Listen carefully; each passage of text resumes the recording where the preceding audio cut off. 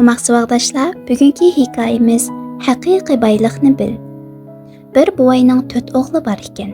Bir kuni buvay o'g'illarining qaysisining aqlli ekanligini bilish uchun o'g'illarini oldiga chaqirdi. Bolalarim, men qerib bir putum ko'rki sangildi. Men o'lib ketgandan keyin oranglardan biringlar oila boshlig'i bo'lishinglar kerak. Kim davlatman va aqlli bo'lsa, shunga varis bo'lib mol-mulkimga idorchilik qildi. Shunga har qaysinglar o'zinglarning aqlliq va davlatmanliginglarni ko'rsatinglar, debdi. Buvayning cho'ng o'g'li qo'lidagi yaqut ko'zlik oltin uzukini ko'rsatib turib, "Mushu uzukimni ko'rgan har qanday kishi meni cho'qim aqlliq va davlatman deb bildi", debdi.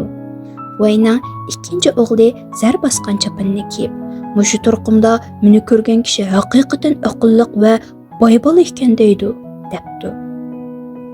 Buvayning uchinchi o'g'li guhar qatalgan kumush kamirini biliga bog'lab, "Hozir qadar hech qanday odam biliga bundoq kumush kamarni bog'lagan emas.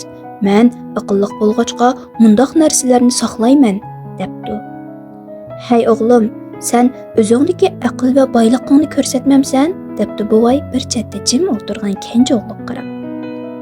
"Menda yoqut ko'zlik uzukmi, zar bosgan chapanmi, kumush kamarmi yo'q.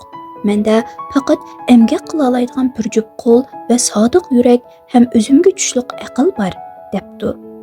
Kenja o'g'lining haqiqatan va aqlliq ekanligiga ishongan buvay barliq bisotini uningga meros qoldiribdi va aqllarini uning so'zidan chiqmaslikqa jigilabdi. Hikmat, senda mavjud bo'lgan moddiy narsalar o'tkinchidir. Mangulikka ega bo'lgani sendagi aql. Shunga aqlingni boyliq hisobla. Moddiy narsalar faqat shaklan boyliqdir.